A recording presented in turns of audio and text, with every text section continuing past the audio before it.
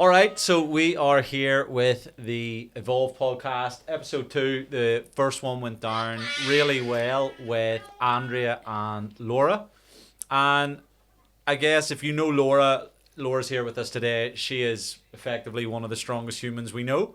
And if you know Andrea, you already know she brings the truth that women want to hear. So we're going to get into it today, and we're going to go through a lot of different questions, a lot of different opportunities for you guys to understand, what it's like being a mum juggling everything, and actually how they manage to juggle health and fitness, and what it gives them, where they were before that, and ultimately, hopefully, we're able to add enough value to you guys so that you're able to take some of the information, apply it to your routine, and ultimately get better results. So let's unpack the first question. So I'll start with you, Laura. Just with the first question. But before fitness changed your life, like, who were you? Oh gosh, you know what? I'll be honest. I don't even recognize that girl. She seems such a distant memory. But I know she was tired, very tired. She lacked confidence in herself. Although I had that exterior confidence for like body positivity and all that, but deep down inside, I honestly, there was a part of my life that I actually didn't even realize that was missing until I found it. Okay, awesome. So when you're talking about the body positivity thing, I think that's an interesting point to unpack. Like, there's a lot to be said for women being comfortable in their clothes and comfortable in their skin. Do you feel like when you weren't as body confident that still putting that wall up for yourself protected your confidence? Like, would you advise toward that?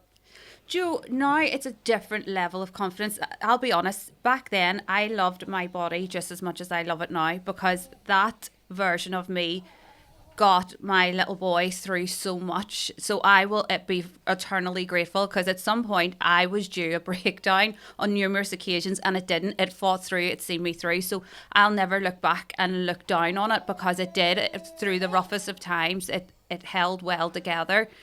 Obviously, as little Peanut got older, I started to struggle, but that was just every day. But body confidence is, I think now, I have, obviously my page is a lot of fashion, so it is. And I knew how to dress my fuller size. I knew what looked good on me. I knew how to dress to make me feel good. So I always went in search of particular items. Whereas now, if I see something I like, it's not, is that going to look good on me? It's, I like it, I'm going to get it. That's the difference now. Pardon? Don't feel as limited with your choices? 100%. All those tight bodycon dresses, like thinner, finer fabrics, they'd have been a no-go for me. Doing your tan, like what? Yeah, doing tanning routines online. I'd always just had, like, tanned an arm or tanned a leg. Whereas now, like, it doesn't bother me if you see more. Like, obviously not everything within reason, but I would have, even with tanning routines, I would have looked back and probably really searched through every clip, and if there was a part that I didn't like, I'd have definitely left it out. I can admit that, because I was like, oh my god, I look massive from that angle. Whereas now, it doesn't matter what angle it is. When the content's filmed, it's ready to go, because there isn't any point where I'm looking through the feed and thinking, oh, no, girl, you should not have, like, knelt down there to pick that tan up, because that was not a good look. That's awesome. Any advice for women who are searching for fashion items around that kind of version of you? Like, a couple of fashion pieces of advice that a woman that's maybe not feeling overly body confident would get that confidence from, just selecting the right items for the wardrobe? Like, is there any specific things that you would say, yeah, they're your go-tos? Do you know what? Your number one is layering. You can wear anything when you've got curves, when you layer it. So even if you do want to wear that bodycon dress, then an oversized blazer is just going to give you that confidence, because it's going to hide that little tummy or the bum area. Them areas that women just don't like to see, or maybe just not fully confident to have it fully on show.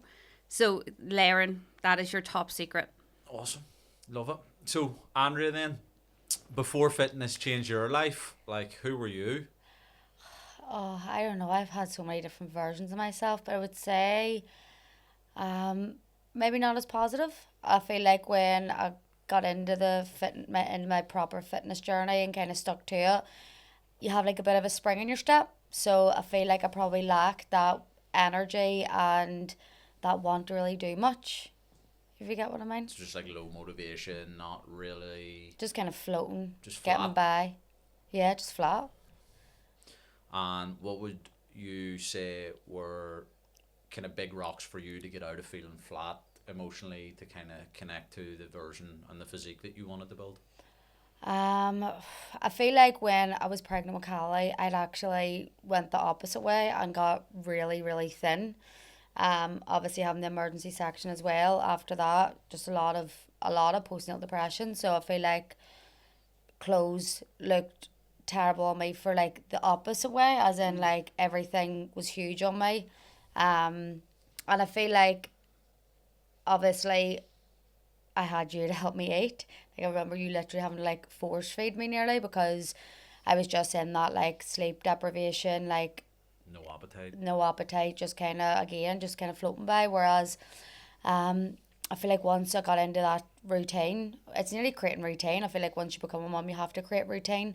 You have to create structure, and I feel like just taking the step to actually just do it, rather than like putting it off another day, putting it off another day. Awesome. So, one for you, Laura. Then, like, what was life like before you joined? Like, physically, mentally, emotionally. Like, tell us a bit more about that. Joe, I actually see it more now. I didn't realize how much I was struggling until life got easier. But beforehand, just simple things like bath time. My little Peanut, obviously, every other night. I couldn't bath him every night. I didn't have somebody to help every night. That was a big ask of somebody. So it was every other night, unless obviously it was really needed, an emergency. But my dad would have had to come down to help me lift him in, obviously help get him stable in shower, help lift him back out, get him dried. Same as going the Tesco run, doing your food shop. You know, I have to get him into the car, get the wheelchair into the car, get out Tesco the other end. You get him out, you get the chair out, you get the trolley out. You have to push the chair or the trolley because his little wheelchair is too small to attach to a wheelchair trolley still. Get the whole way around and get out. Again, that's another, it's a two-man job. That's a one-woman job now. You know, it doesn't, I'm not thinking I need to get everything here or pay through the teeth in the local shop, which is an absolute nightmare too, because if it's lashing with rain, you're soaked, he's soaked, you're walking down to the shop back up for something you've got. So, you know, now life's just easier because it's like, okay, let's go to Tesco. Let's go to Tesco 3 times this week. Not have the fear anymore. Yeah, because I know I can do it. I can do it on my own. I can shower him on my own. You know, I'm trying to teach him to walk to and from the bathroom, but obviously there's his abilities and then there's also the risk of falling. So the reality is that, you know, most of the times you end up carrying him, but I can carry him no bother now. And he's like 27 kg. And that's like, and I know that's not going to end anytime soon. I can carry him easily. Yeah. You know, whereas before I definitely couldn't. Definitely, no. So the strength that you've built has really had a huge crossover with your ability to care for him, which is 100%. awesome. I think that's what I like about health and fitness, especially in Evolve, where it's like more, we want you to use the strength that you have in here in everyday scenarios, be it looking after your son, be it feeling more capable and confident in yourself, being going up the mountains for the first time, you know, getting involved in some form of health and fitness event or challenge. You know, I think there's a lot to be said for having things that anchor you toward your future. But that's life changing stuff. Do you know, it's okay to prep for a photo shoot within 6 to 12 weeks, but that's something that you have for life now, I know, which is amazing. Do you know what I mean? That's why I always write on your Instagram page, I'm eternally grateful. Like, I am so grateful because I get to see how grateful I am every day. Like, my son's love language is being tickled, being lifted. He's non-verbal. You know, our communication is very physical. You know, and he still likes being lifted and swung around like a 5-year-old. You know, that's his love language to me. That is him saying, like, I've had the best day ever. I love you so much. And he had that with my dad, and he didn't have that with me. You know, I got snippets of it now and again, whereas now it's everyday occurrence. I like multiple times a day, and just to see his wee face like light up and just I know, I ain't gonna cry.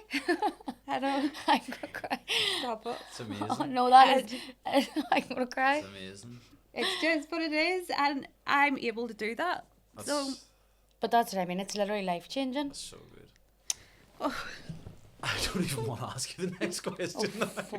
But it's so good. Like it's really eye opening, even for us seeing Peanut. Like By the I way, was, Laura, we're literally obsessed with you. We think you're the Yeah. best. Like, we're like, that you was are my- amazing. That was my first time seeing you with him on Monday night, but it was like, you're the strongest woman like I know. To be honest, I was only talking to Neely about it this morning, and I was just like You are it blows amazing. my mind. It blew like being a single mum is one thing. Being a single mum with the pressure that's on you to have every box ticked, like Yeah. medication, all of that, like it's another And level. somehow always walk around with a smile That's on the your thing. face. I'm genuine. I've never seen you in bad form. We've maybe slobbered outside the gym once yeah, about but we all something. love a good section. You know what's good for the soul. And do you know what's so weird? I actually had this conversation with my sister like 3 days ago, and she actually like said, "I don't think you realize how hard you work and how much you do, because I've done it for so long Yeah. and I'm having a good spell at the moment, you know." She says it kind of feels like every day to you. She was like, this is just your normal life, running about being like this, doing all these things, keeping everything in check and keeping your life together. She was like, but that is not normal, Laura. No. She was like, what you're doing is exceptional. And she was like, and you treat it as if it's just like brushing your teeth. Because that's But I what I think said to that's- him the that's other what- day. yeah. I was just like, you've known this for so long that it's just normal to you now. It is my normal. Whereas Jill. we look and be like, you're amazing. Yeah. And sometimes I do forget, and I am pretty hard on myself. I will say I am. Like, if something goes wrong or amiss, I will really. That's what happened 3 days ago. This was sparked this conversation. I was really tough on myself, and my sister was like, "Honey," she was like, "Everybody drops a ball." And she was like, and the fact that you've kept him in the air for so long. And do you know what? It took somebody to put that back into perspective for me to sit down and be like, do you know what? Actually, it is okay. It is all right. You know, that these mistakes can be made, and it wasn't life threatening or life changing, and it is okay. And I'm probably just hormonal. yeah, very true. Behave you? We're very true. So, how did having a disabled son kind of shape your life and your identity then? Do you know what? I honestly, I've always said this, I feel I'm very lucky because Peanut was my first. So he was, you always learn from your first, don't you? Like they always say that, you make all the mistakes and then second, you know, it's just like on you go. See, like it's swung about. Because your learning curve was your first. And I think looking at other scenarios, and this is just an assumption because obviously I'm not there, it would be harder if it was the other way around, if you had other children and this was the land into your life because you have expectations. So he became very much my normal. Now, I will say it takes an army to raise him. And I am so lucky that I have such a great family because honestly, it is impossible without them. Obviously, without having dad at the moment and things like that, mum looking after dad, it really has opened my eyes how much I lean on them. But then other members of my family, like my brother and sister, were able to step up and do help. But my dad, I'm just like, hurry up and get better, please. I need you. I'm like, I really, really, really, really, really need you. Was there a moment that you realized, like, I need help? It was from the get-go. Because as soon as he was born, that's when it became intense. So we obviously knew prior, I knew when I was pregnant that there was going to be an issue. We just didn't know what it was going to be. And obviously you get drop kicked head first into that world. So there's numerous doctors. We were in for a week. They didn't know if he could see. They didn't know. I remember actually with him being born, like scary things, conversations you have. They were like, we're not sure if he's male or female. And I was like, what? What do you mean? And they were like, so obviously they were just looking at the developmental. So ended up that his testes were undescended and they were up in his, but you know, crazy things that you're just like. Postnatal, you're like, what? Do you know what was going through my head? oh my God, my house is decorated. It's a boy and there's blue balloons. I was like, and I've told everybody it's a boy. How am I going to break the news here? Hold on. It's actually I a have all girl. boy clothes in. I don't have any girl clothes. Like, what do you mean? But this is just postnatal. You go crazy. Like, that's what I was worried about. Not worried about, could you actually tell me the gender of my child, please? Yeah. But these are crazy questions. And like, I didn't know if we could see. We knew at that stage he failed his hearing test, things like this. You know, his little foot was deformed. There, I think one of the things is facial. They told me like he had facial features that were abnormal. But you're looking at this little precious bundle of joy thinking, like, he's the most gorgeous thing I've ever seen in my entire life. Like, he's mine. And they're like, but his eyes are too far apart, and his mouth's too small, and his ears are too low. You know, and that's hard when you've just had a baby. Crazy. And he's the most beautiful thing you've ever seen in your And they're entire telling you life. everything that's wrong with him, and you're Yeah. like, and you huh? fought, and he fought hard. Like, we didn't know if he was going to be here. Yeah. You know, and he made it this far, and these things are being pointed out. But I've learned that you will always be given the worst case scenario when you're with the doctors, because they will then, everything's a bonus after that. Yeah. And everything was in such a rush because he was so unique that it was just mountains of people in and out, in and out, in and out. A, to make sure he was okay and stable, and B, obviously it was geneticist after orthoptics, after physio, after neurologists. Like, he's still under like 12 doctors now that we see on a regular basis, and I think in total there's about 24. But How did you feel when you found out that the blue balloons were a go-ahead? I just, do you know what? I remember putting my dad, and I'm sure he thought she's lost the absolute plot here. And I was like, Kurt's just come in and she's told me she doesn't know if he's the boy. And he's like, what do you mean, Laura? What do you mean? He was like, you're going to need to find her and pass the phone over because I have no idea what you're on about here. But that was just my perception of, do you know when you hear the first sentence somebody tells you? You know, and you can't think of anything else. nothing else comes up, like, we're going to go in here, we're going to do a wee scan, just see everything internal. You know, that bit I remember, and the end bit where they go, yes, he has undescended testes, we're going to have to send him for surgery, but they're definitely there, he's officially a boy. Like, they're the two bits I remember. You don't remember the middle part? You know, all in between. But it's just crazy. Like, life, his first surgery was at 6 months. That's nuts. Which was mad. And his first thing that I think really hit me hard was at 3 months old, we knew there was a deformity with the foot. We knew, like, I'd already seen the doctor. In scans and stuff. Well, you could see it. You could see it yourself. There was an issue with the foot. It just wasn't sitting the right way. And we had spoken to his doctors and his surgeon and all the rest. And she had arranged for us to see him. So he was about 3 months old at this stage. And I remember going up to Musgrave to orthopedics. And went in and they took an x-ray of his foot and took us in to see her. And she was like, and by the way, we're going to cast this today. So did they break it? And, well, not at that stage. So what this was to do is they were going to cast it so they could gently try and push the foot down. So when your foot's sort of at a right angle, his was pointing up higher, and this was to do with the heel bone wasn't in the right place. It should have been one way and it was the other.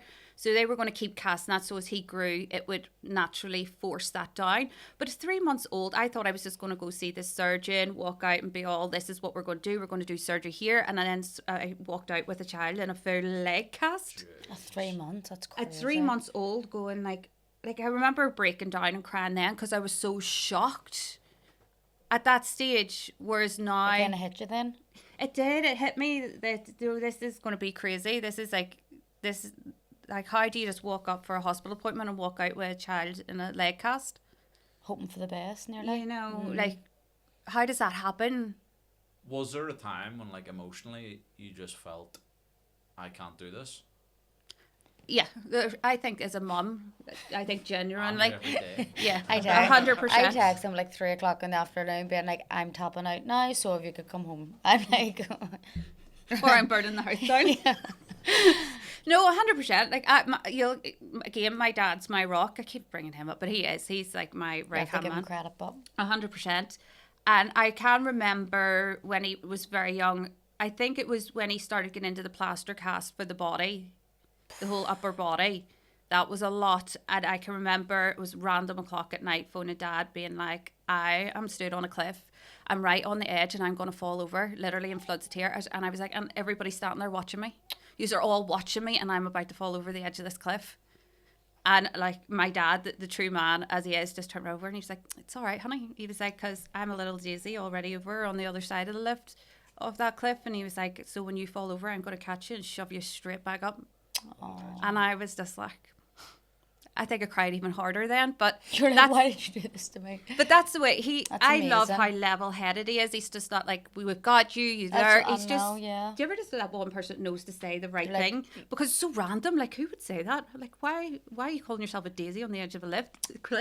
Isn't that so lovely, but But, like, he is. That's insane. That's amazing.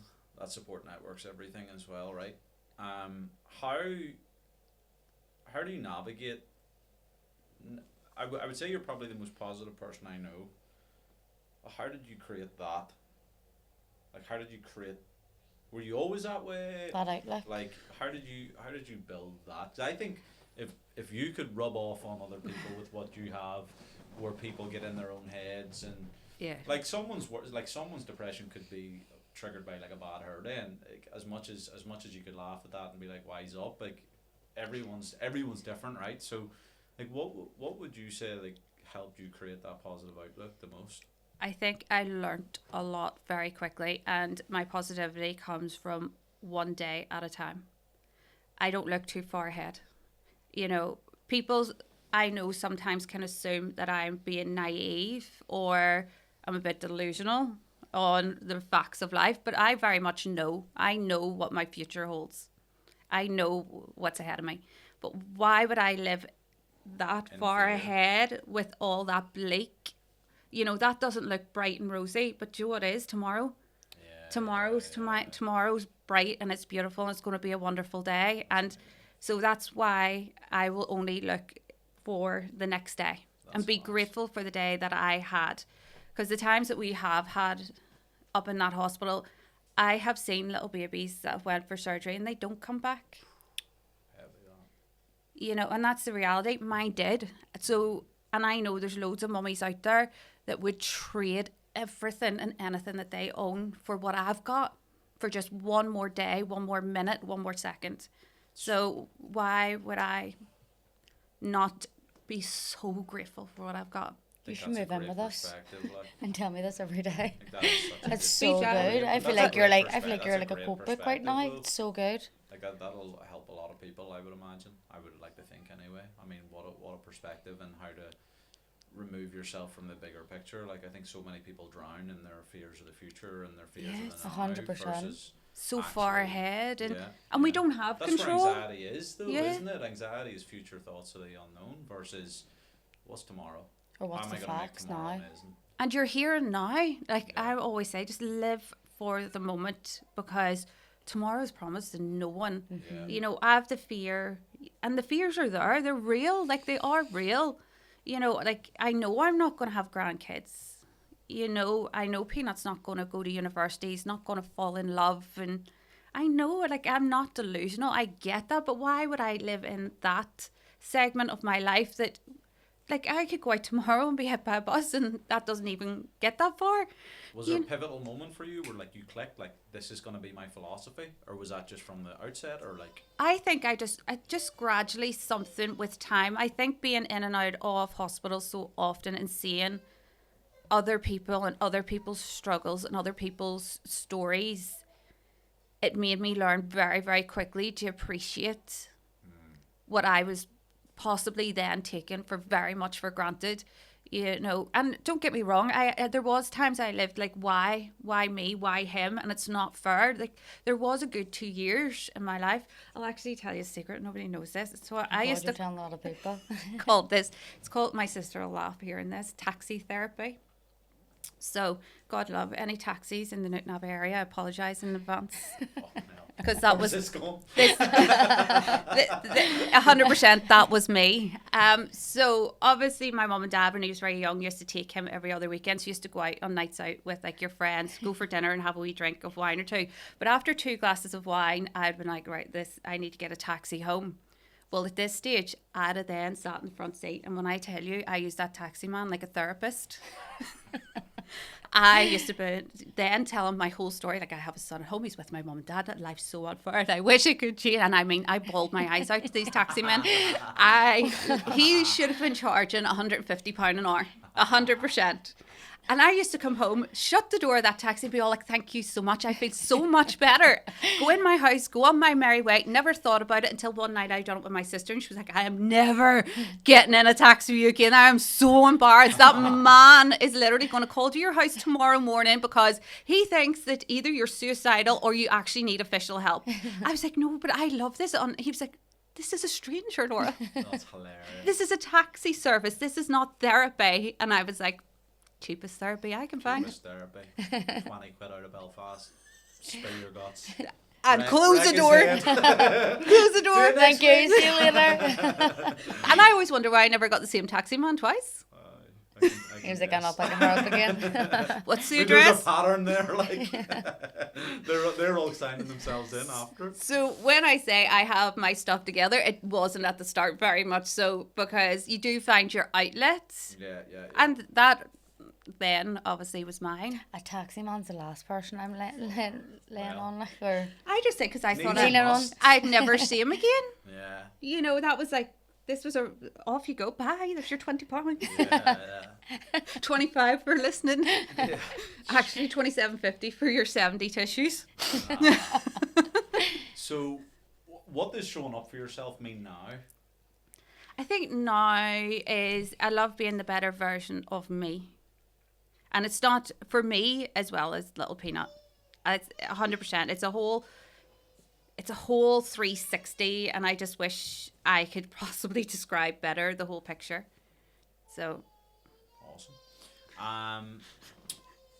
What's one lie that you think women need to stop believing? that they can't do it. That life can be anyway perfect.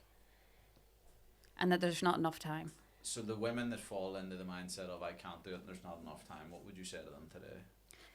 That you are going to be the stronger, healthier version of you, which means you're going to have more time and more energy and be able to do more, which I probably wouldn't have believed at the start, because I remember having this conversation with you.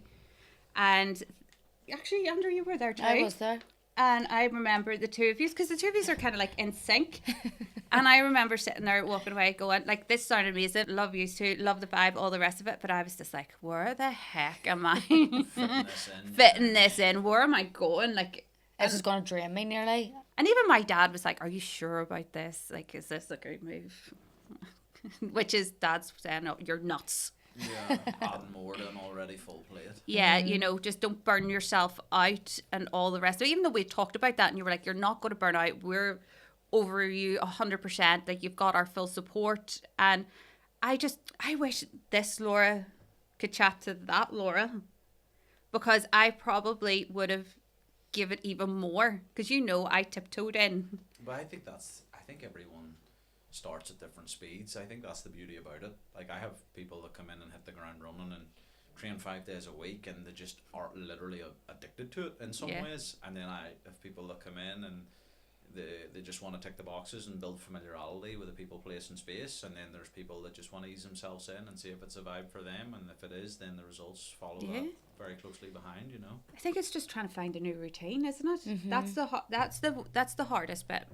Yeah. And I would say people then sometimes would park that I don't have enough time, because that's kind of what it feels like, but it's not. It's just a brand new routine that takes a bit of time to get used to. And there is times where I slotted it in, because at the start I was going to like the 6:30 sessions, and at that time that worked. And I think that's a very good point, because as your life moves on and things change, that's going to live is going to change as well. And don't be hard on yourself, because I think I went through that phase too of like, why can't I get up? Why can't I do these 6:30s anymore? And then I slotted it into 9:30, and that worked for me. You're still getting it done though. You Do you know what I mean? Yeah. But I think it's just having that flexibility to change as life changes, but staying committed. Yeah, you have to be able to pivot your routine. Yeah, and just go with the vibes, because like in summer all I can do is evenings because he's off school. So you have to just try and slot in and do what you can. But that is okay. And there's some weeks I've done 4 sessions and there's some weeks I've done 2. But that is okay. And as you've always said to me, like on the little chats, he was like, what is your numbers at the end of the month? You know, that's the number we're looking for. So if you get 4 here, 2 here, he was like, as long as that magic number adds up at the end of the 4 weeks, you're good to go. Yeah, it's a much better way of looking at it. You know, I think people beat themselves up for not having athlete level commitment, and it's like, hold on here, we're juggling families, kids, businesses, careers, mortgages. And I think mum guilt's a massive thing as well. Yeah. Like, I feel like you're like, I could go to the gym for an hour, or I could tidy the house, or I could prep the dinner, I could do everything to kind of avoid it. But then I found every time I train, I come back with more energy. 100%. Like, I might get one task done in the hour that I don't go to the gym, or I could go to the gym and come back an hour and 15 minutes later. Sometimes an hour and a half, sometimes 2. And I will have not just one room done, but I might have 3 rooms done and the dinner prepped, and everyone's happy. And I'm even happier because you get that wee spring back in your step. I agree. Think it's very important that women have an outlet for themselves. I think, especially, I've probably coached thousands of mums at this point, like, and I just think the biggest thing that holds them back is not prioritising them. And we are at the end of the list, but yeah, everyone but that's the psychological issue with it. Yeah. Like, if you're at the bottom of the pile and then you're moody, you're angry, and especially the women that don't have anyone. Anything else on? Tell the people what else on. I think there's also like a support network that needs to be in place where you have your dad helps you, your mum helps you, your granny helps you. But I feel your like as partner well, helps you. the women. There is women out there that probably don't have that support to like push them nearly, and you know, might not have a supportive partner, or like maybe don't have a partner, but it's good to have that gym, that there is coaches in your corner that push you. Yeah. Do you know what I mean? That are on your side. Yeah. 100%. That like will follow up and text to be like, I haven't seen you in a week, like where have you been? What's up? And to have that, because there is some women out there that don't have that. So I feel like it's a feeling of care as well. Like, care is an important part of the environment and the ethos of what we do. Like, we want people to feel believed in, feel seen, feel heard, feel like they have a safe space away from all the chaos, you know. And that's what I see. That's honestly, I think that's number one for me, that I see and feel every time I step through those doors.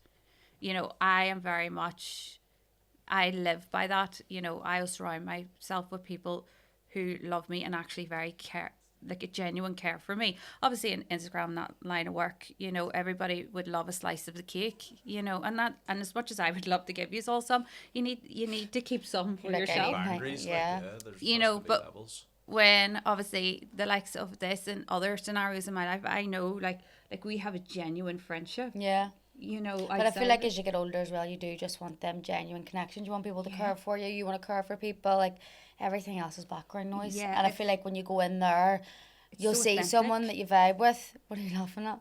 I'm just listening. You just see someone you vibe with in the gym. You're like, oh my god, and you get that wee buzz. Whereas like you might be in, I don't know, like, how would you put it? Associate kind of environments that maybe that's not there, whereas you can, as you said, like, we have a genuine like friendship. friends in passing, you know, just simple things like actually genuinely caring about someone. You know, like, I know when I walk in that door and I've had it rough, I would just be like, oh my god, life's mental. I was like, I can't wait to get like an hour out of this. And like, they already, like, they pick up on the vibe, like, and they will just get straight into it and work it hard. And so you've nothing else to think about apart from what you're doing on that day. And then there's times where you come in and you're ready to be like, oh my god, everything's really stressing me out. This is Peanut, this is Dad. And they're just like, right, sit down, tell me about it. Yeah. You know, and it's like, it's 15-minute conversation straight into your session. You know, that can be with staff, that can be with other people that go there, and like, this is people that genuinely get without you even saying, I don't want to talk about this right now. Yeah. I think everyone in there, the psychology is quite similar. I think things like this, we attract people into the ecosystem who should be there, and we clean the business of the business is self-cleaning. It kind of gets rid of the people who shouldn't be there quite early. And I think it might sound harsh, but like, I think that's the reality of having a quality product that everyone believes in. It's magical. I don't know what it is. It's almost like there's a screen going through the door and you don't get to pass if you don't fit the criteria. Like, no entry. Have you got an attitude? Mm-mm. Nah, you're not gonna fit. Like. Okay, so last question on this phase for you, Laura. But what would you say to the woman who thinks it's too late for them? Oh, it's never too late, because obviously I was 40 when I first started Evolve. Were you? Yeah, Wow, Laura. because I'm 43 now. I thought you were 33. 100% I am. Can we just edit that 43 bit out, please? Thank you. Cut. No, I just outed myself. Yeah, You did. It's all right. But here, we'll that's work some amazing, magic. though. And so it's never too late. No. And obviously, like my peanut, he is like 13 now. So, Wow. It's mad. you know, it's like we're through like a whole different phase in life. So it's never too late. And if anything, like if my big thing is, see if you're in your 30s, run. Like, I mean, don't even think about it. Run. Like, I just wish I had started sooner, but it's not too late for me. I think I caught it in The right time time. before, because obviously I know that perimenopause is rife right now. And I think if I was only starting this journey right now, it would only have made it harder. Definitely. Yeah. A lot harder for me. Whereas I got those nearly 2 years to break myself in, which has now made this phase, because I really feel like it's really taken me back a gear. Like, I'm really fighting with the hormones, the emotions, and all those effects right now. But because I have those 2 years behind me, it's made this process easier. You know, I'm still fighting on, trying to bite back to where Because you've built the base, you've built Yeah, the capacity to. like my foundations are there, and yeah. they're solid. They're not going anywhere. So whenever obviously those hormones and all, and that anxiety and all that jazz hits, I know I can sit and wait it out and then go straight back on. I do think if you're No, not that at all. in that stage of life, it would be a lot harder to get those foundations and that stability built. But it's still possible. 100%. It is still 100% possible. But my advice is, if you're in your 30s, early 40s, is go and do it now. Get that strength behind you 100%, because it's seen me through. Yeah, definitely. That's unreal. Okay, this is Andrea's quick fire rounds. Go ahead. So this is your audience, like Laura's, is very highly engaged, very supportive, very like-minded as well, I would say. But what do most women really struggle with under the surface? Like, emotionally? What do women struggle with at the minute? Under the surface, like what's in your DMs, what's in your comments, like what are the conversations that you have, like what is under the surface that is actually being kind of unspoken, but it's something I that they're think struggling with? that life can in any way, shape or form be perfect. I don't think there's nobody that life is just not. Do you know what I mean?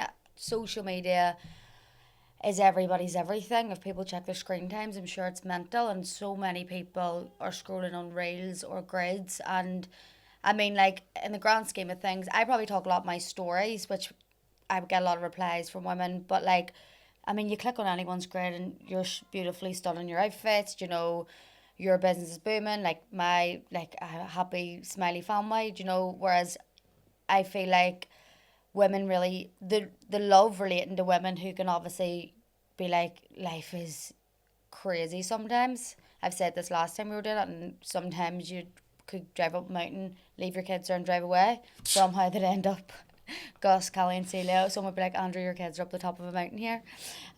But I feel like that's the thing, like The distorted proportion of reality that social media is not real. which and I it's sometimes normal. get so caught up on. Like, Oh, I I will agree. It's so literally see easy. someone's home and it's maybe perfect and their kids are sitting and whatever, but we haven't posted the murder that's happened in the house to get them ready to go Yeah. and see Santa. Do you know what I Playroom mean? That looks like it's had a the hand play- grenade through into it. Honestly, and I just feel like I find myself, you know, again, the mums that maybe have six packs that have, like, I follow this girl, she's absolutely amazing, like, she's Australian, she's a fitness woman, like, but I think she has either 5 or 6 kids and she is built like a machine, and I'm like, how? Do you know what I mean? I suppose that's her job as well, but like, I find myself in that, like, But you don't know that. You think it's just a snippet. We don't see. It's not a Shop full. window.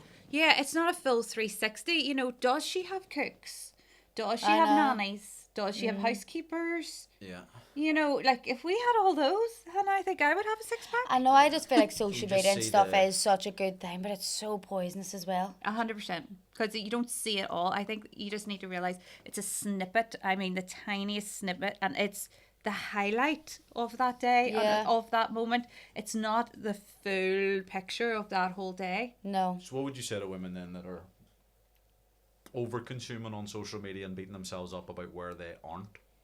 Get the app blocker, because even if you get the app blocker, have you got Please app blocker? don't. Have you got it? You like don't. The app blocker? No, literally, it'll be like you try to click this app today 373 times. No, Yeah, I don't need that, thanks. Exactly. Either do any It's use. very good. it's I very love it. good. I think You the like one no thing that's consume killing me. people is their focus. Yeah, agreed. And that's the thing, I think, as well. Like, even when it comes to people's health and fitness, I feel like you might have spent the entire day seeing where someone's been 3 years later. And then it'll be like, people are petrified to go to the gym. People are petrified to, like, I don't know, go put themselves, like, how many people put off starting, say, Pilates or the gym or whatever because they've seen someone that's maybe doing it for 3 years and they've got that so much in their head by scrolling and consuming that they don't Paralysis. take that step. Yeah. Do you know what I mean? So, Fear.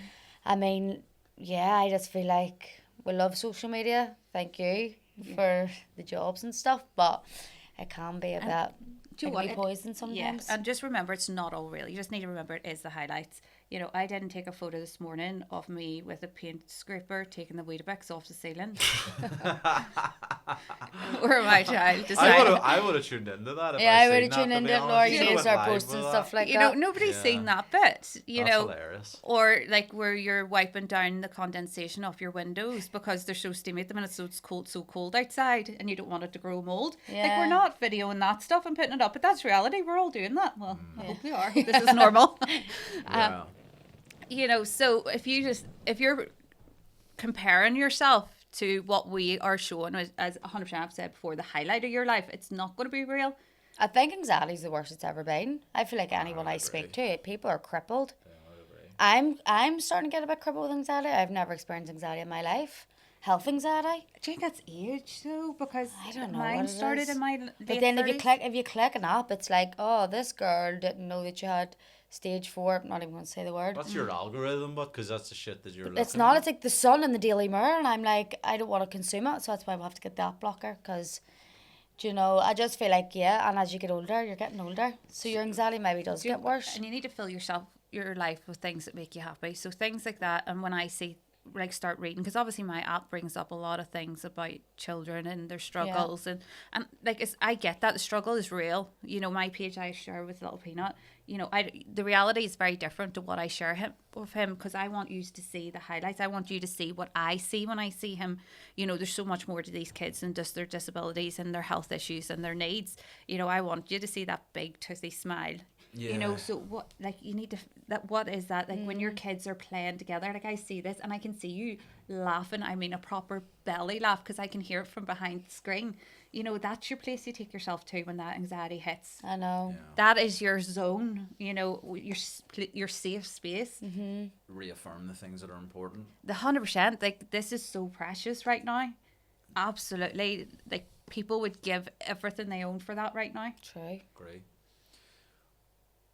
So next question then is, why do women lose themselves after, like, family, stress, hormones, kids? They've just got such responsibility.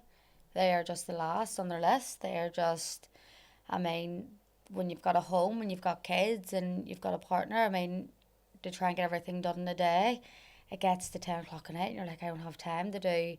I was meant to get up this morning at like 6:30, 7, wash my hair. Callie straight down the stairs. I was like, I literally won't, because you're nearly, oh, she's the best, but I mean, up my back, can't breathe, do you know what I mean?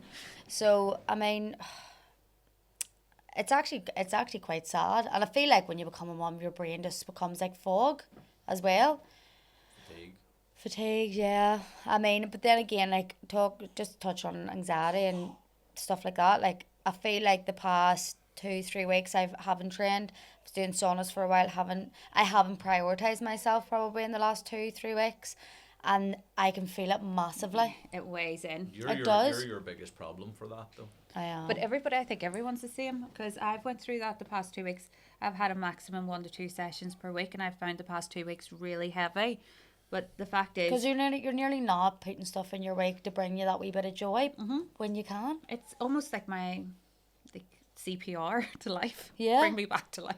Agreed, though. Yeah. You know, and you don't prioritize it, and then it takes you. Sometimes you just need a kick up the derriere, and you realize, here, do you know what it is? Like, this is my happiness, my safe space. Like those moments where your And kids if might be anyone, up. and you need time away from them. Yeah, and you need that happiness outside of your kids. Yeah. We deserve that happiness outside Yeah. of our kids. We need to breathe our own oxygen. 100%. And not two tiny people's oxygen. Do you know what it is? Because there's such responsibility. Big boy. Too. I know. What lies do women believe about starting again? They say they did something in the past, they stopped. Like, they want to get started again. What are the lies that they're believing in the moment that are preventing them from taking action, getting started, moving forward again, building momentum? The lies that, like, they tell themselves. Yeah. And the fear. A big one's fear. Well, again, it's probably not feeling like you don't have enough time or you don't have enough energy. And timing too. I can relate to this because remember when I first started Evolve, was it like 6 months, and then I had to have surgery. And it was so hard for me to get back, and it was only for you reaching out again and being like, listen, is everything okay, and would you fancy like coming back again? Because I kind of felt like that ship had sailed. You know, like that opportunity landed. I give it my all that I could at the time. It wasn't 100%, and it didn't work. And I think you do need that support network, because if you hadn't reached out, I don't know if I would have reached that way, even though I would have loved to have done it. Yeah.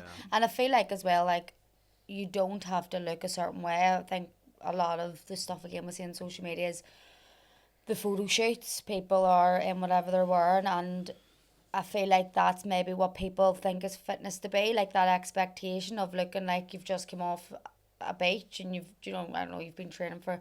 Whereas I'm like, you don't have to look like that as long as you feel good. Do you know, like, you could literally be a size, say 16, you could down to a size 12, but as long as you feel good, like, women especially, like, you feel good in them jeans or in that dress or whatever.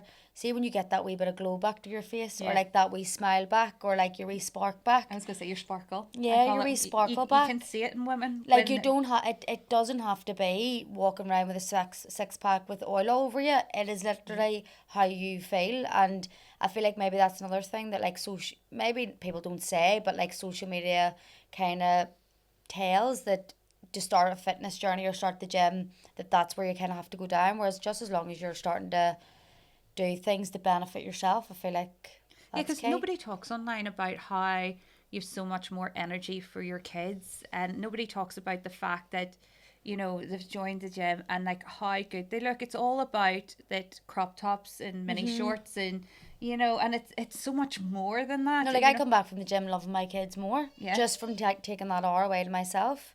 Yeah, I think the fitness industry is a lot to answer for around that. Like, when it comes to like what people don't see as well, like under the surface of what the fitness people do to achieve a certain look. Like, maybe someone does a photo shoot and they look great for, I don't know, 5, say half a day, you look great. Then what happens after that? Well, typically the people that get that lean, from experience as well, I've been there, by the way. They'll go on binging cycles. Yeah. They can't regulate their food. When I know, for me personally, when I looked my best and was my leanest, I felt my worst. Yeah. To be fair, I felt absolutely terrible. But that's what the fitness industry doesn't show. It's like, I think optimal year round for women is being able to grab whatever they want off the shelves, having physical strength, having decent aerobic capacity, and if you're ticking them boxes and you pepper in 3 or 4 events throughout the calendar year that you're working toward or that you're looking forward to, 100%. I think for a man, if you're holding 13 to 16% body fat year round, you're doing a great job. Yeah, I think it's the same. Whereas I think when you start chasing the, like you're saying, you know, the photo shoots, the fake tan, the 6 packs, the 6 packs, like, it's just because you could doesn't mean you should. Yeah. I think there's a lot to be said for that. But I think as well, what people think is the six pack is the end goal.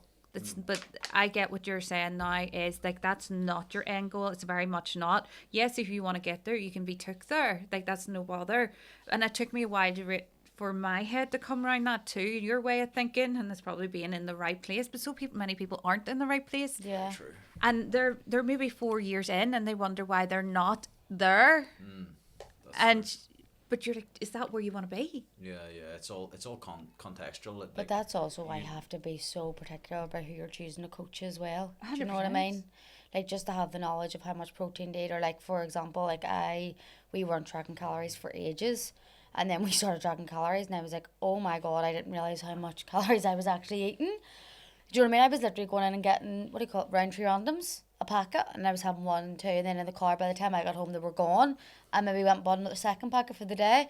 But when you just start tracking, it's not being overly like, I mean, if you wanted a glass of red wine or you want the bun, that's fine. But it's like knowing, bringing awareness. it's to just the situation. knowledge as well. Do you know what I mean? And not feeling like as well. I think that's another thing. Like back years ago, it was like, I don't know, cod and asparagus, chicken and asparagus. Do you know, like, or like just cod as a meal. Whereas now, I feel like that might scare people off to feel like they have to go back to that like nearly prisoner to fitness. Whereas it doesn't have, if you're in the right place again, it's the knowledge of knowing that that's not the case. Yeah, I think that's a large part of it though. Like a lot of the influencers in fitness do photo shoots or are bodybuilders, so they know one narrative, and that's the narrative they paint, and that's the path that works for them, and that's the one Which is size fine. fits all approach Yeah, which that is- should work for everyone. So it's not fine. Oh. Because if you're saying I'm a bodybuilder, this works for me, therefore all my clients do this, that's not Sorry. that's not health and fitness. But No, yeah, you know I what I get mean? you. It needs to be tailored to the individual. Like if I put Laura on a bodybuilding protocol when she came into the gym, Could you like imagine? it wouldn't have. Like, And it's do you know, also, like, it's not good for your mental health. I was not going at to say, all. you mightn't get positive poly back though. Nah, you know that's Angry, am I? kind of like that's where we want to look at it. Sorry, you know? yes.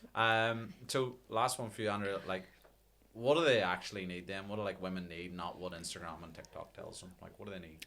A support system, and listen, if you don't have it in the house and you don't have someone on your corner, it's just finding the right place to have it. Do you know, like I might not go to the gym for a while, and Zoe, one of your coaches, might text to be like, haven't seen you in 2 weeks, where have you been? Do you know what I mean? Like, I feel like that's massive to choose, as you said, as you get older, it's like choosing the right environments to be in, not like that you want to be in. Do you know what I mean? That you look forward to being in, not that you kind of dread. People who fill your cup. Yeah, we need our cups filled, 100%. don't we? Yep, regularly, please. Literally. Please. Very true. Very true. So I got a couple of questions here. Do you want to fire a couple of them to me? Pick whatever. There's a couple. What do you think? Just ask it now. Ask one each. Okay. Would you like to go first? Yeah, okay, we'll go first. Aaron, why has your program, or our program, why has our program worked so powerfully for women?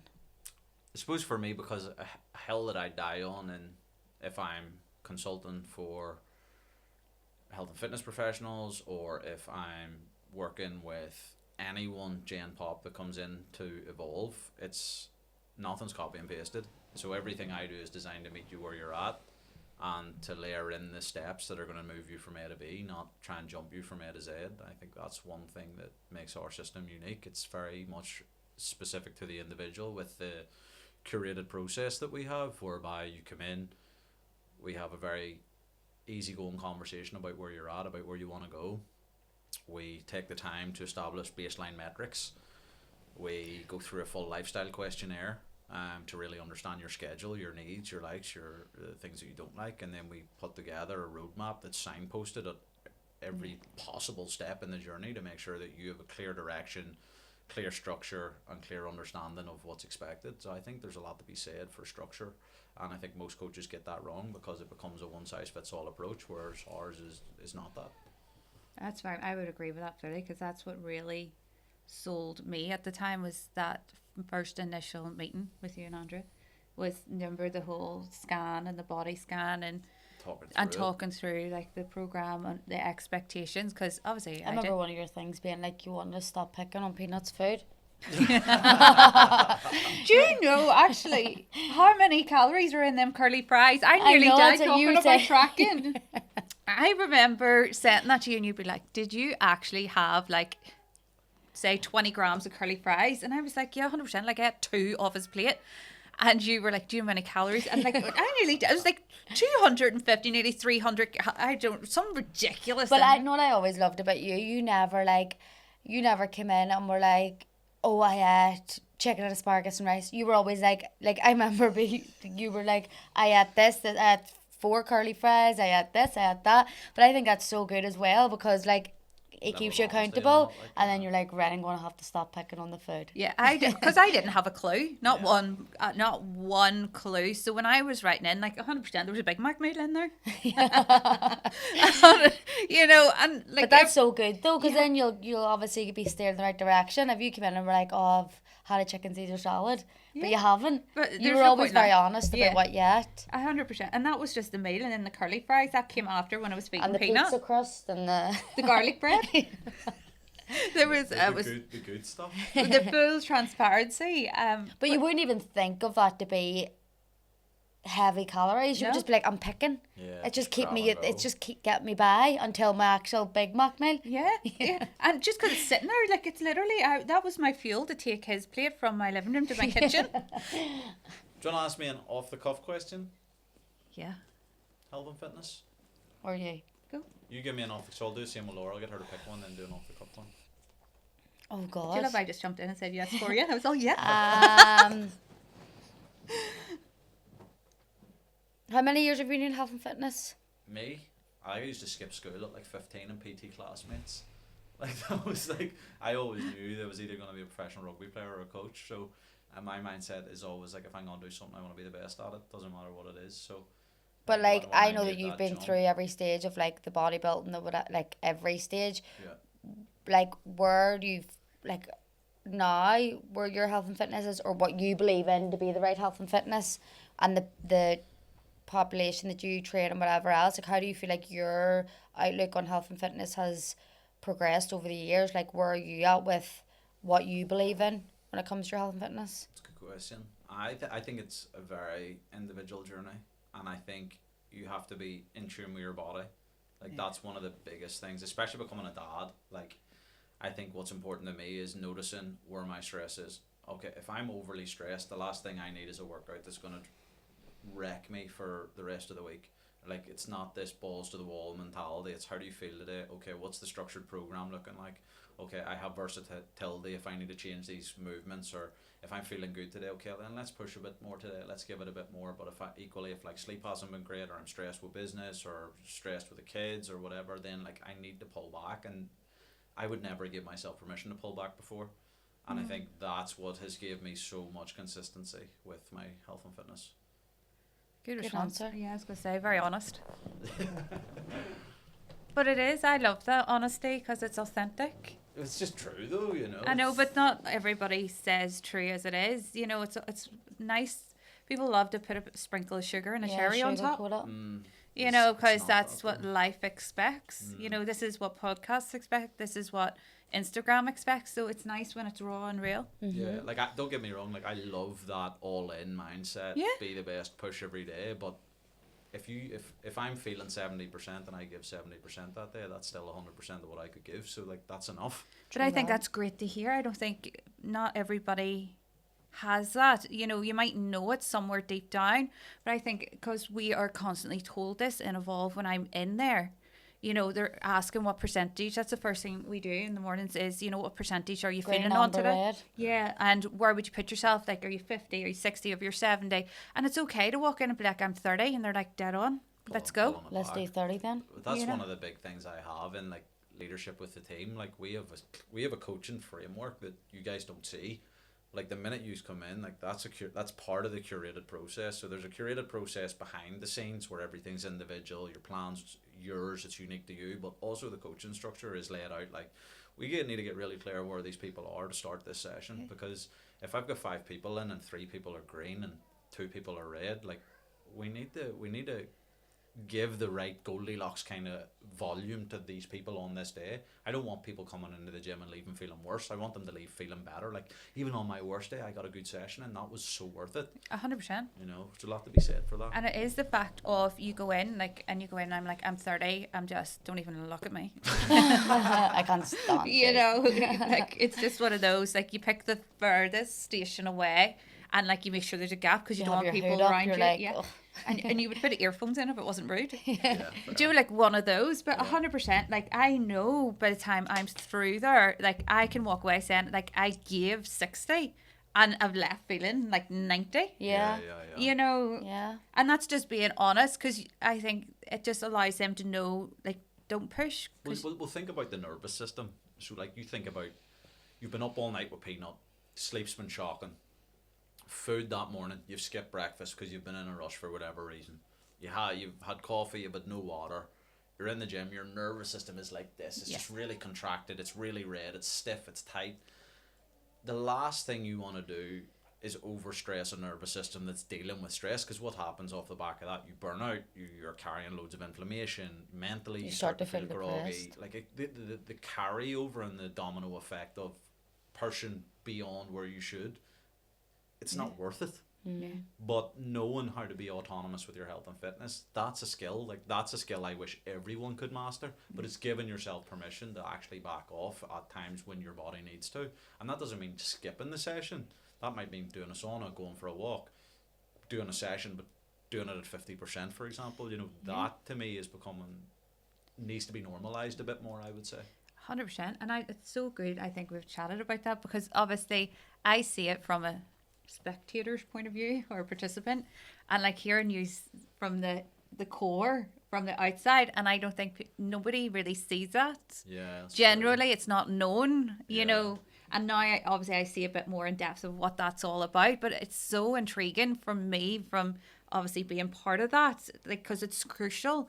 And I think that's what's part of, like, the great love I have for it, is I can show up whenever I've had to smell my armpits as I got out of the car, because I'm like, did I put deodorant on? Did I not? And then it's to the point you're like, do I even care? You know, because that is your mindset for that day, you know, because you've made it, you got up, you got your kid to school. They're perfection, by the way, absolute perfection. And you, by the skin of your teeth, have made it there. You haven't, you've had one cup of coffee. You definitely brushed your teeth, but it was 2 wipes round each set, like, maximum. And then you actually doubt, like, you check, like, have I socks? Do I need socks? Who cares about socks? And, you know, it's that you've got there and no more. Yeah, that's very true. I love that.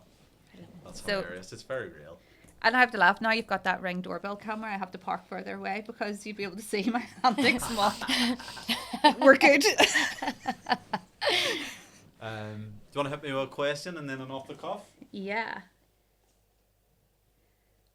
Or you can do 2 off the cuff. I'm easy.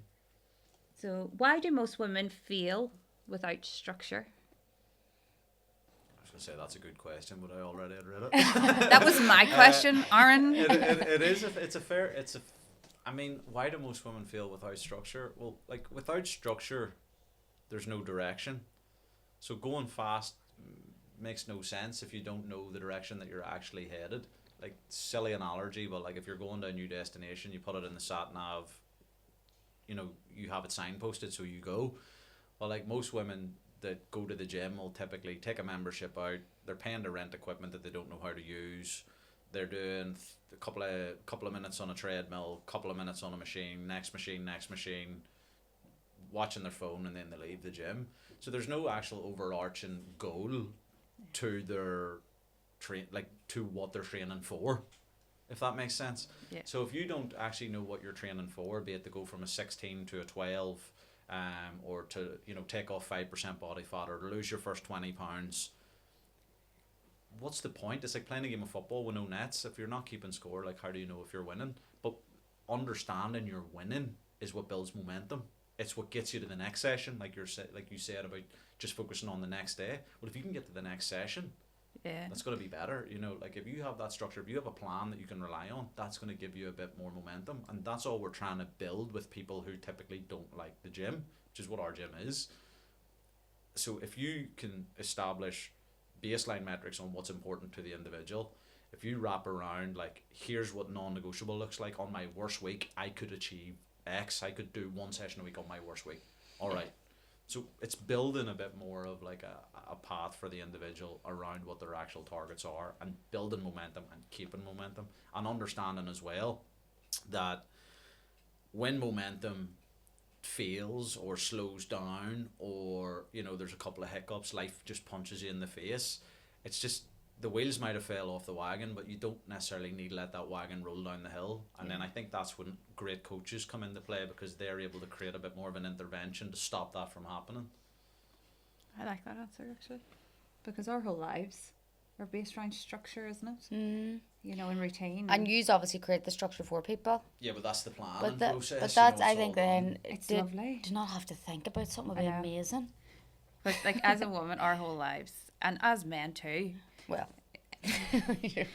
your whole life is routine, structure, planning. Yeah, well, yeah, yours is. To a T, and it changes daily, even though you've got one for life. Generally, like, I just feel like the thought of going in somewhere, paying for it, and then just you give me what I need to do, and I just need to show up and do it. Yeah, that's kind of what it is. Come in, the minute you walk through the doors of Evolve, you don't have to think. Yeah, that's everything. But I love that. I absolutely love that, because sometimes you're sick and tired of thinking. Think about it like this, right? If we look at this through two analogies, right? But let's say I'm going to Laura as my stylist. I don't want to think. It's not my department. I don't know what's gonna suit my body type, what's in fashion, what's in season, what's not. I want someone to just tell me, here's 4 or 5 different options. What do you like the best? Or if I go to the opticians, I don't want to know. Well, you could get lenses, or you could get glasses, or you could get laser eye, or you could get contacts. I just want, what's the best? Yeah. Like, what's the best for where I'm at now? Forget about all, like, I just want that. And do you know how much I can tell you I switch off? Like, nearly 2 years down the line, and I haven't been paying attention, and there's maybe, like, the next workout or the next stage where you're doing, like, a certain segment, and I'm sitting looking going, I should have paid attention to that demo there. I didn't do it. And still to this day, I'll go and I'll sit on a bench there, and I'm like waiting for somebody to start so I can just copy what they're doing. Because you're just thinking of nothing. Because I'm on autopilot. I'm like, right, you Most people are, because like, how many decisions do the people that train and Evolve have to make on a daily basis? Thousands. So like, you want to eliminate the decision making process for these people, so when you come in, it's just like, yeah. But I love that, because you don't have to worry about it. Like, it's almost like another it's like somebody coming into your house and doing your laundry, then ironing it and putting it back in the cupboard. Yeah, and then dressing you. You're like, thank you. Amazing. In mum life, that's like the equivalent of what goes on in Evolve. Yeah, true. Give me an off the cuff question. Okay. I would love to know, what is your peak and your pit of being a business owner of Evolve? Peak? Oh, jeez. Oh, good hell. That's an interesting question. Peak is, I actually had a meeting with a gym owner today. But peak for me is having a vision of everything that I have now, and like, kind of being like, I always envisioned I had what I have now, if that makes sense. Yeah. I always seen a vision for it. I always knew I would have it. That's like the peak. The pit is kind of the other side of that coin, where I'm like, I've literally hit every massive goal I've set, and I'm like, now what? Yeah.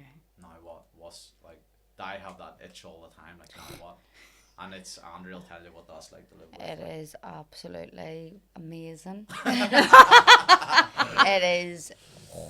Yeah, the pit is the pit is that, and then the pit is like, in the past, maybe having expectations on people, and then taking things personally when it's never personal. It's about what's going on in that person's life at the time as well. So like that, I've always had a philosophy of like, go the extra mile for people. Like, it'll always come full circle.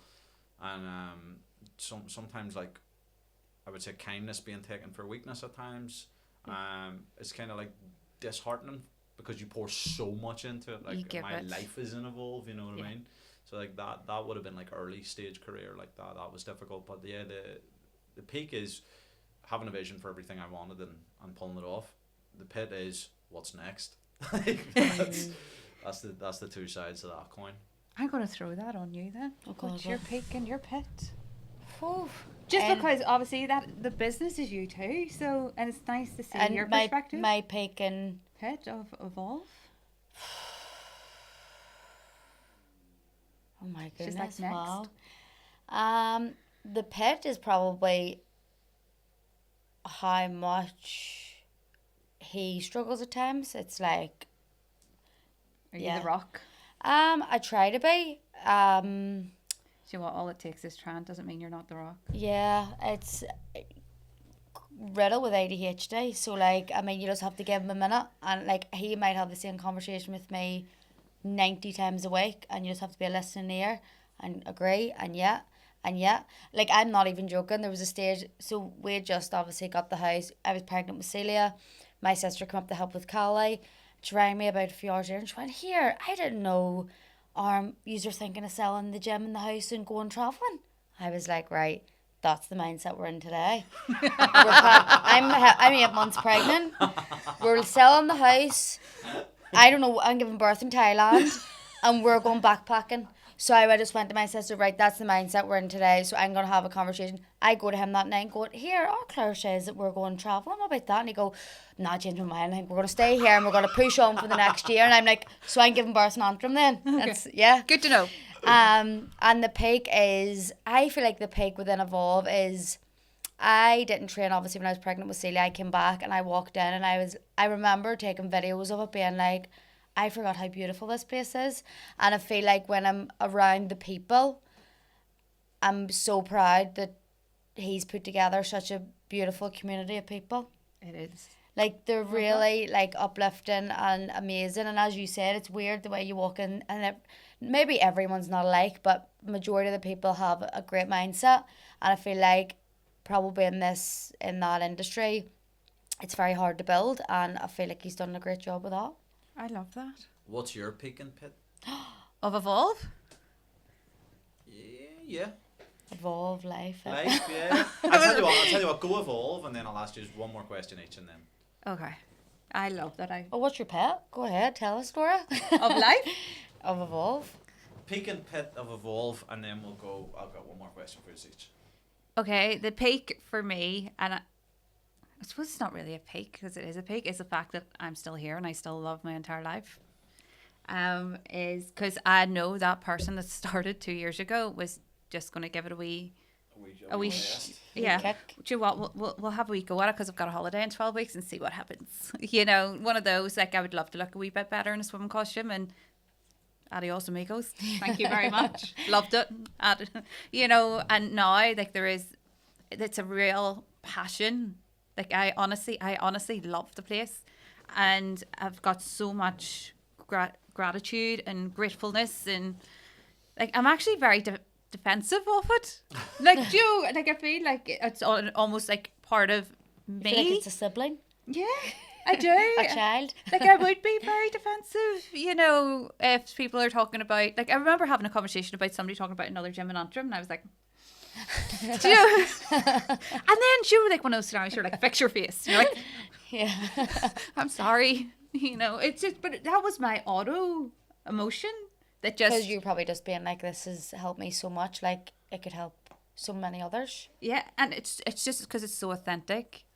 It really is. Like, it's just what you see is exactly what you get. Like, there's no hidden trap doors. And I feel like a lot of that is, as you were talking about, preconceptions of, like, the way you have to look, the way you have to be there. You know, you can show up. If you want to wear that itty-bitty shorts and that itty-bitty crop top, girl, you go. You absolutely rock it. And, like, I will probably drool over you as you work out. But if you want to go in, like, a big jumper and, like, leggings that have, like, your child's Weetabix down the front, but and there's nothing else, like, nobody's judging you. Like, nobody cares. I can tell you now, I couldn't remember one thing one person wore in my last session at the start of the week on Monday. Thinking about it. Like, I couldn't tell you. Yeah. I can tell you who was there. Could not even tell you the colour of a top. No. Never mind what the top was. Like, that's not the mentality. Nobody cares. Nah, they're all there for themselves. What's your pit? The pit for me is how hard I am on myself sometimes. But I think this territory is new for me, and I'm still navigating it. Even 2 years down the line, you know, And I do flip myself back round whenever obviously I touch base and have a chat, you do. And then again, I think that's hormones too for me. Is like I'm navigating a new era of my life right now. Yeah. So that could be what's dragging me into there. Yeah. Awesome. Andrea, what is You coming in? Do you want to be sit in the middle? got a special guest? So, Andrea, what is one thing you're proud of for yourself this year? I think I had this conversation. Was it in the gym? Being a mother of two. What's my... Again, probably just getting through it. I feel like I'm not giving it 100% because right now I'm just juggling everything. But I feel like now I'm feeling good and I'm feeling positive and I feel good in my clothes. So right now that's enough for me. Can I give you mine for you? Yeah. Yeah, Oh, because God. no, I think like for you this year, I love that the fact that you have shared your ups and downs and you've shared your struggles and you've been very authentic and very real through Evolve and through Instagram. And I love watching that because do you know what? It's very easy to put the icing and the cherry on, and it's not so easy to put yourself out there and be in such a vulnerable way because you have to be ready for criticism and like comments. Yeah, and them I feel like that's a thing. You can never. I think you actually maybe said it to me, but nobody can put you down more than you already put yourself down. Do you know what I mean? So in my head, I'm just like using is anyone else going nuts today because I am ready for the hills. And 90% I don't think you of get women. how hard that is, but I that's know. not the norm. Again, I think you're like the same scenario as me in my general life and how it is. Like people will not admit it. People will tell you that sun is shining, the sky is blue, even though we're all drenched. Yeah, Because it's the easiest thing to say. It's like autopilot. Yeah, I'm great. I'm fine. How are you? yeah, And people love to see that raw and real, and they love to see that, I'm having the worst day ever because you know what? The next day I could be having the worst day ever, and you'll be like, oh, Andrea, me too, honey. Yeah. Like, it's lovely to have somebody that's relatable, and the fact that unconditionally you love them children with every morsel of your entire being. Like, I see it, sleep it, and breathe it from your content, but you're also very real and be like, yeah. Aaron's like, Andrew, I think I said this last one day. He'd be like, Andrew, you need to stop running away from the girls. All you hear is mummy. And I'm like up in our like on speed at the back of the house. And he's like, you need to stop running away from the girls. I'm like, no, I need to just for 10 minutes. but that's real, and Yeah. be able to share that with people. I think over the years, I've obviously with my business as well, I've worked with so many women that when they're in my space, I've noticed that, or like even in the gym, like I notice that people are so much more, like the pour out, Yeah. the realness, and like I feel like when We share I've more. over the years I've realized the more I can relate to a woman is the more I seem to get on with her. I'm like, and I feel like that's what I wanted. I wanted people to be like, she could be a good mate. Like there's no judgment. I would never judge anyone. Yeah. I might have had a really terrible week last week, but I'm okay this week. But if you're having a bad week, I've got you. Yeah. What's one thing you're proud of this year? This year is probably, do you know what? Strength. And that's like, it's not just strength in the gym. This has been, Mental strength. yeah, mental strength, physical strength, everything. Like, it's been a tough year. Obviously, Daddy had his double bypass. Well, we went straight into summer. Summer holidays are hard because the kids are off school. And I always say, like, I am good as long as you don't move the finish line. Because I keep thinking to myself, okay, we just need to get it halfway through and he's a week of summer scheme. And I will sleep that week. Like, don't look at me. I'm sleeping. Like, I could count on my two hands the sleep I've had in them 2 weeks. And that's fine. And then I had the next 2 weeks before the school went back. And then Dad had his double bypass. So then, again, I was flying solo. And it was hard. And then navigating him with his recovery, that's obviously it didn't go as planned. Peanut not being well. Life, just life. But do you not feel I like got that's maybe sick. that has give you that strength though? Yeah. Because you've kind of been like, you were maybe put in a position you kind of had to do it nearly alone. I know, but And you it's done so 100%. And but I had this. I think as well, the mental strength is there because obviously times get hard and I do push through. But then usually my body always gives up before I do. It does. Like I go down like a ton of bricks. Like when I tell you, when I rarely get sick to the point where it stops me in my tracks. But when I get sick where it stops me in my tracks, I mean, I am bedridden for 2 weeks. Your body's like, I mean, chill out. do like one of those where like I start taking like my peanut supplement drinks because I'm not even getting out of bed. Like it's how bad, like I'm down. And touch wood, this year so far, like I haven't had that hit. And even though I know I've put my body under major stresses, but again, that's all coping mechanisms. With the gym, nutrition, and then also I think that getting rid of that mental health of them sessions being at the gym, and Peanut's better for it too.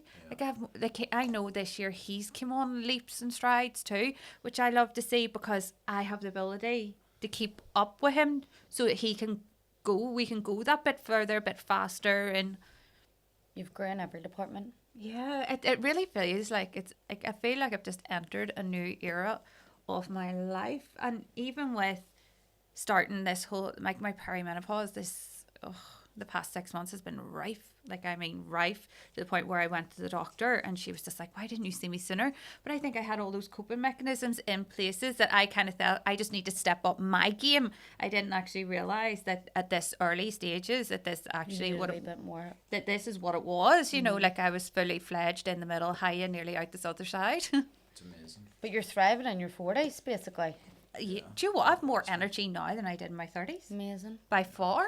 Just looking after yourself better, having a structure around your routine. And I'm happier. You are. Like far happier. You can't have your glow to your skin. Happier in me. So I am, and I'm very much like driven about fulfilling my life with people who fill my cup. Do you not think that's what wrecks people about, like their perception of themselves? Yeah. I think that's what holds most people back, is like their perception of who they are versus who they want to be, or versus what other people are doing, you know, versus when you are actually fully appreciative of who you are and what you bring to the table and the individual that you've grown into. Like, do you not think there's a lot to be said for that? 100%. And you can so fill other people's cups. Like you're in a position to do that. Like you are valid, you are seen. 100%. Guys, that was unreal. We've got a huge Dubai giveaway that we have officially launched. We got a handful of spaces left on that, and the rules of the game are simple. You have to be consistent. You have to build a base of strength and performance. And this is not a weight loss challenge or giveaway. This is really about the person who grows the most. And so what we're looking for is mental strength, personal routine, actual happiness levels going up. And that's kind of what we're going to base the winner off. Progress and stuff like that based on weight, body composition will be taken into consideration, but it's definitely not the North Star of it. So if you keep an eye on our socials, we would love to welcome you to our Dubai challenge. And if you are someone that wants to build more strength, create the best version of you, this is an awesome opportunity to take your health and fitness to the next level in the new year. And in December, what we're doing is building some rhythm and momentum. Guys, thank you very much. If you found value from this clip, please let us know, tag us, share the posts. We really appreciate it. I absolutely pissed myself. Oh my I dare you to add that in at the end. God.